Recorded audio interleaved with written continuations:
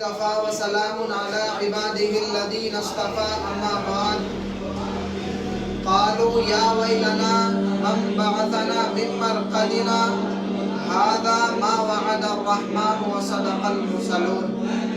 میرے نوجوان دوستو، میں نے ابھی آپ نوجوانوں کے سامنے قرآن کریم کی ایک چھوٹی سی آیت تلاوت کی ہے۔ دعا کریں کہ اللہ تعالیٰ مجھے اور آپ کو اس آیت کریمہ کی روشنی میں جو باتیں کہی جائیں گی اس پر عمل کرنے کی توفیق عطا فرمائے۔ میرے بھائیوں، ہم اور آپ اس دنیا میں رہتے ہیں، زندگی گزارتے ہیں اور دیکھتے ہیں کہ اس دنیا میں آنکھوں کے سامنے ہونے والے کچھ واقعات اور خبریں ایسی ہیں جو بڑی اور اہم ہے، جس کو سن کر انسانوں کے دلوں میں گھبراہٹ پیدا ہو جاتی ہے، جس کو سن کر انسانوں کے بدن میں کپکپی اور لرزیدگی پیدا ہو جاتی ہے۔ میرے بھائیوں، جن اخبار و واقعات کو سن کر انسان پریشان ہو جاتا ہے، میرے دوستوں، چنانچہ ایک بڑی خبر یہ بھی ہے کہ اللہ تعالیٰ نے حضرت آدم علیہ السلام کو اپنے کلمہ کن سے وجود بخشا اور جنت میں داخل کر دیا، مگر ملعون شیطان کے بہکاوے نے یا اجتہادی غلطی کی وجہ سے جنت سے نکال کر دنیا میں بھیج دیا گیا۔ میرے بھائیوں، ایک اہم واقعہ یہ ہے کہ اللہ تعالیٰ نے 80 آدمی کے علاوہ حضرت نوح علیہ السلام کی پوری قوم کو ایک ایسے عالمی سیلاب کی زد میں ہلاک کر دیا جن میں آسمانوں نے بھی اپنا پانی کا دروازہ کھول دیا تھا، زمین نے بھی اپنا دروازہ کھول دیا تھا۔ میرے بھائیوں، اس دار فانی میں، اس امت میں کوئی انسان باقی بچا ہوا نہ تھا جو حضرت نوح علیہ السلام کی کشتی میں سوار نہ ہوا اور اس عالمی سیلاب کی زد سے محفوظ رہ گیا ہو۔ میرے بھائیوں، ایک اہم خبر یہ بھی ہے کہ اللہ تعالیٰ نے قوم عاد کو حضرت جبرائیل علیہ السلام کی ایک چیخ سے موت کی نیند سلا دیا۔ میرے بھائیوں، وہ ایک ایسی چیخ تھی کہ جس کے کانوں میں پڑی، اس کے کان کے پردے پھٹ گئے اور پوری قوم کو قیامت تک کے لیے میرے بھائیوں موت کے گھاٹ اتار دیا۔ اس کے علاوہ بے شمار ایسے واقعات ہیں جو پوری زندگی کو اللہ کے راستے پہ لانے کا کام کرتے ہیں، جو دلوں کو دہلا دیتے ہیں۔ لیکن میرے بھائیوں، میں نے جس آیت کریمہ کی تلاوت کی ہے کہ اللہ تعالیٰ نے اس آیت کریمہ میں ایک ایسی اہم خبر کو بیان کیا ہے کہ اگر اس خبر پر انسانوں کا اعتقاد اور یقین کامل ہو جائے تو انسان کی زندگی سنور جائے گی۔ میرے بھائیوں، وہ ایک ایسی خبر ہے کہ اگر اس پر یقین ہو جائے تو انسان نہ تو جھوٹ بول سکتا ہے، نہ چوری کر سکتا ہے، نہ زنا کر سکتا ہے۔ لیکن اگر کسی انسان کا اس خبر پر یقین کامل نہیں ہے تو وہ دنیا کا سب سے بڑا ظالم حجاج بن یوسف بن جائے گا، جس نے سینکڑوں مسلمانوں کو قید کر کے قتل کر دیا تھا۔ میرے بھائیوں، آپ نوجوانوں کے ذہن میں یہ سوال گھوم رہا ہوگا کہ وہ کون سی خبر ہے کہ جس پر انسان یقین کرے تو وہ اپنی زندگی سنوار لے گا۔ تو میرے بھائیوں، وہ خبر میدان محشر کی خبر ہے، وہ خبر قیامت کے دن کی خبر ہے۔ میرے دوستو، جسے قرآن کریم نے عن النبأ العظیم یعنی بڑی خبر کہا گیا ہے، وہ خبر ایسی ہے جسے قرآن کریم نے غاشیہ کہا ہے میرے بھائیوں، وہ خبر ایسی ہے جسے قرآن کریم نے اپنے انداز میں یوں بیان کیا ہے، یوم ترونها تذهل كل مرضعة عما ارضعت وتضع كل ذات حمل حملها وترى الناس سكارى وما هم بسكارى ولكن عذاب الله شدید۔ میرے بھائیوں، وہ دن ایسا ہوگا کہ جس کی ہولناکی سے دودھ پلانے والی عورت اپنے دودھ پلاتے بچے کو میرے بھائیوں بھلا دے گی اور حاملہ عورت اپنے حمل کو گرا دے گی میرے بھائیوں، اور تم لوگوں کو نشے کی حالت میں دیکھو گے لیکن حقیقت میں وہ نشہ نہ ہوگا میرے بھائیوں۔ اللہ کا عذاب بہت سخت ہے میرے دوستو۔ حاضرین مجلس، جب میدان محشر قائم ہوگی تو تمام لوگ اپنی اپنی قبروں سے اٹھ کر ننگے پاؤں ننگے بدن میدان محشر کی طرف دوڑ رہے ہوگے میرے بھائیوں۔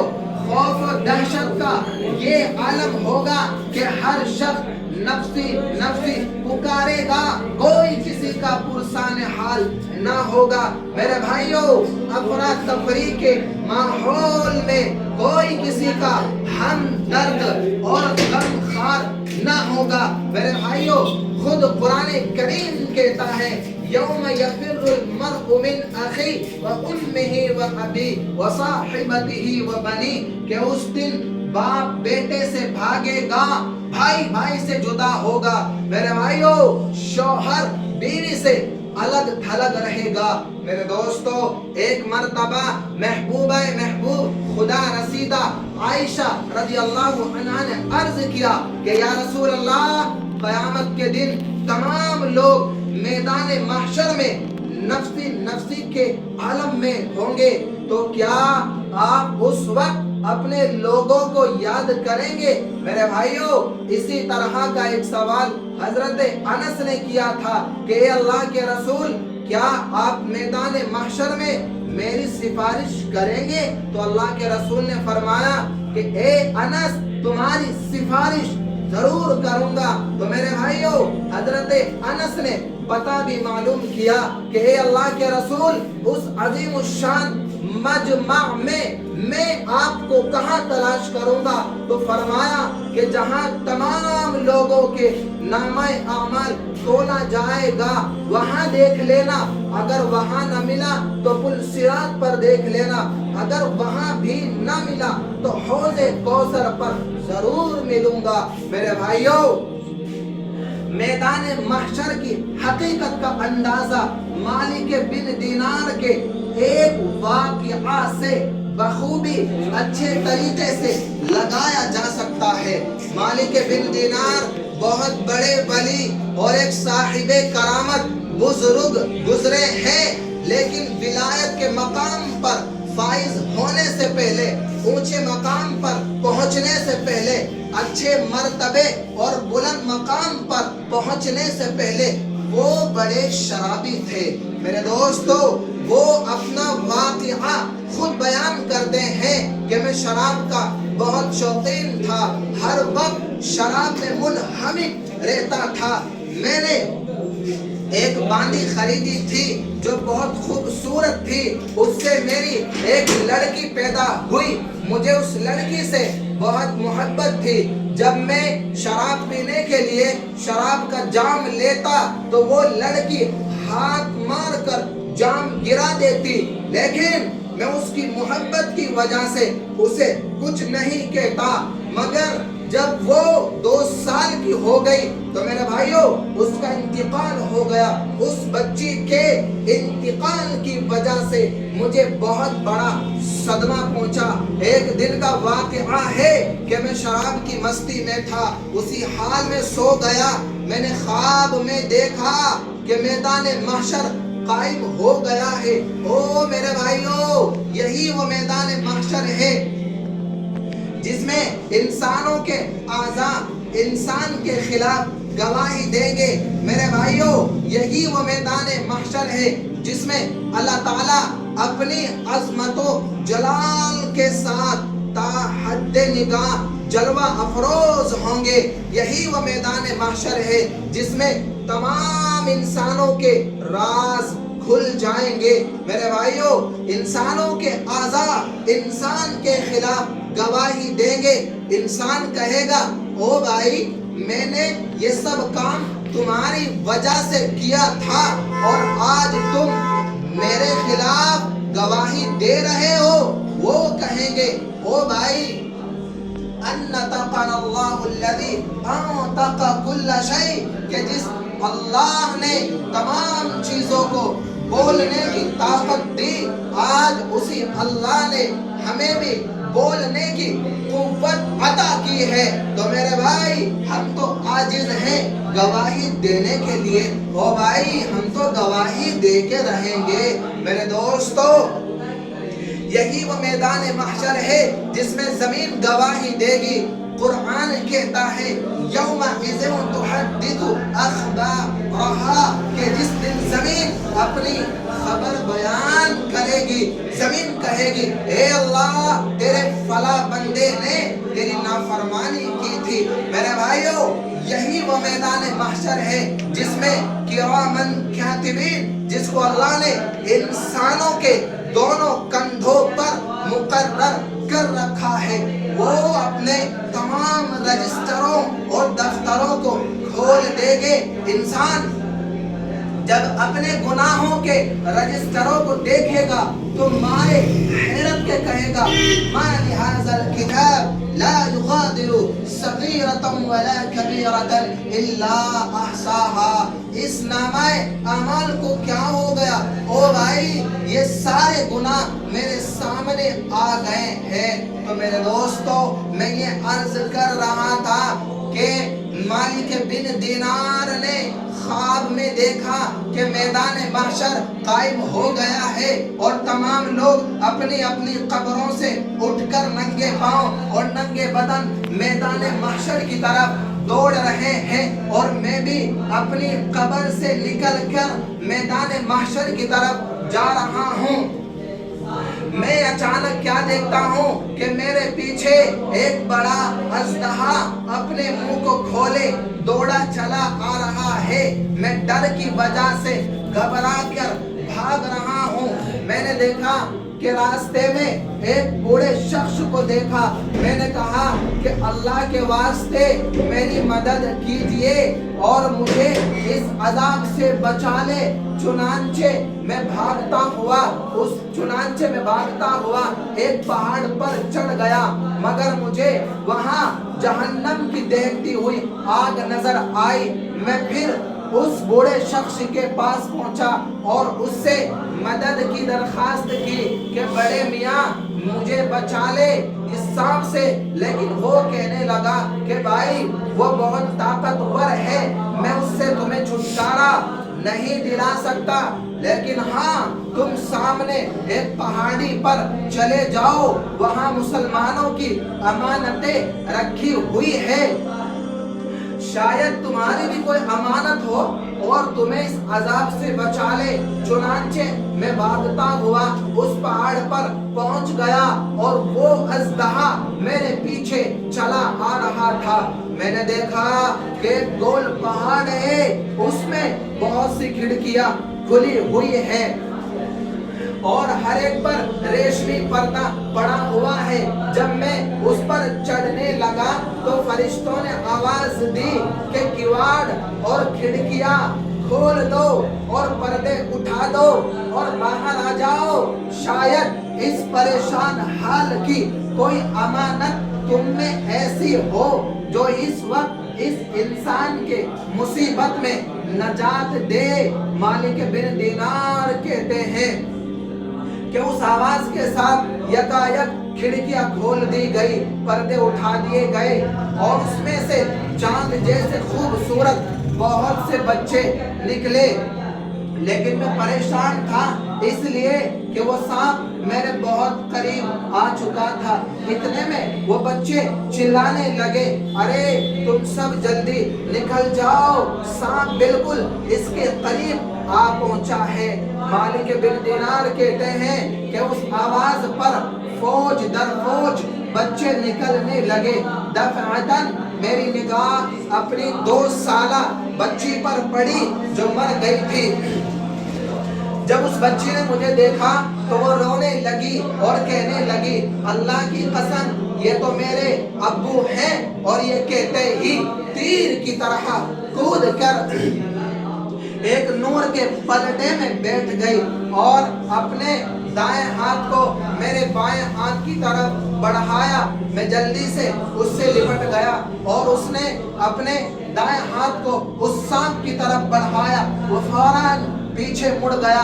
फिर उस बच्ची ने मुझे बिठाया और खुद मेरी गोद में बैठ गई और अपने दाएं हाथ को मेरी दाढ़ी पर फेरने लगी और कहने लगी, अलम यअनि लिल्लज़ीना आमनू अन तख़शअ क़ुलूबुहुम लिज़िक्रिल्लाह। मालिक बिन दिनार कहते हैं कि बेटी क्या तुम कुरान करीम को जानती हो? वो कहने लगी कि मैं कुरान करीम को तुमसे ज्यादा जानती हूँ। तो मैंने पूछा कि बेटी वो सांप क्या मुसीबत था जो मेरे पीछे लग गया था? बच्ची ने जवाब दिया कि वो आपके बुरे आमाल थे जो आपने अपने गुनाहों से उस सांप को इतना ताकतवर कर दिया है कि वो आपको जहन्नम की तरफ खींच कर लाने की फिक्र में था। फिर मैंने पूछा कि वो बूढ़ा शख्स कौन था? तो बच्ची ने जवाब में कहा कि वो आपके अच्छे आमाल हैं जो आपने उनको इतना कमजोर कर दिया है कि वो आपको उस अजदहा से बचा न सके। मालिक बिन दिनार कहते हैं कि फिर मैंने मालूम किया कि बेटी तुम इस पहाड़ में क्या करती हो? वो कहने लगी, जितने बच्चे यहाँ मौजूद हैं वो सब मुसलमानों की बच्चियाँ हैं। हम सब यहाँ क़यामत तक रहेंगे। हम आपके आने के मुंतज़िर हैं। जब आप सब आ जाएंगे तो हम लोग आपकी सिफारिश करेंगे। मेरे भाइयों, मालिक बिन दिनार कहते हैं कि उतना सुनना था कि मेरी आंख खुल गई, लेकिन उस अज़दहा की दहशत अब भी मुझ पर सवार थी। मैंने उठते ही अल्लाह जल्ल शानुहु के सामने तौबा की और अपने बुरे आमाल को छोड़ दिया। मेरे दोस्तों, मैं इस वाक़या से बताना चाहता हूँ कि अपनी पिछली जिंदगी की गुनाहों को छोड़कर अल्लाह के रास्ते पे आना यही बहुत बड़ा अमल है। मेरे दोस्तों, मैं ये अर्ज कर रहा था कि मैदान महशर में तमाम लोगों के अच्छे बुरे आमाल उनके सामने होंगे। उस दिन के हौलनाकी और दहशत की वजह से लोग हैरान और परेशान होंगे। वहाँ कोई किसी के काम नहीं आएगा। हर एक इंसान को सिर्फ अपनी फिक्र होगी कि किस तरह हम उस दिन के हौलनाकी और दहशत से बच जाएं। इसलिए मेरे भाइयों, हमें उस दिन के आने से पहले उसकी तैयारी करनी चाहिए ताकि हमें उस दिन जिल्लत और रुसवाई का सामना ना करना पड़े, क्योंकि असल जिल्लत वही है जो रोज़े क़यामत होगी। असल इज्जत वही है जो वहाँ की इज्जत होगी। हकीकी तकलीफ वही है जो वहाँ की तकलीफ होगी। इस दुनिया की तो ये चीज़ें आर्जी हैं, नकली है। यहाँ की जिंदगी नकली है। मेरे भाइयों, ये इज्जत आर्जी, जिल्लत आर्जी, मगर उसके बावजूद कितने अफसोस की बात है कि ये आर्जी चीजें इंसान को अबदी और लाज़वाल नेमतों से गाफिल कर देती है। मेरे भाइयों, और इंसान सोचने लगता है कि अभी तो क़यामत बहुत दूर है, जब आएगी देखा जाएगा। हालांकि हदीस के अंदर आता है कि जब इंसान मरता है तो उसकी क़यामत उसी वक्त कायम हो जाती है, क्योंकि जो मामलात क़यामत में होना चाहिए वो जुज़वी तौर पर आलम बरज़ख में, कब्र में शुरू हो जाते हैं। इसलिए है मुसलमानों, है मेरे भाइयों, हमें चाहिए कि हम दुनिया की इस नकली जिंदगी के नशे में इतना मखमूर और मदहोश और बेहोश ना हो कि क़यामत और मैदान महशर को भूल जाए। अल्लाह तबारक व तआला से हम सब मिलकर दुआ करें कि अल्लाह ताला हमें और आपको तमाम मुसलमानों को इस अबदी ज़िंदगी में कामयाबी दिलाने वाली मेहनत करने की तौफीक अता फरमाए। व आखिरु दावाना अनिल हम्दुलिल्लाहि रब्बिल आलमीन।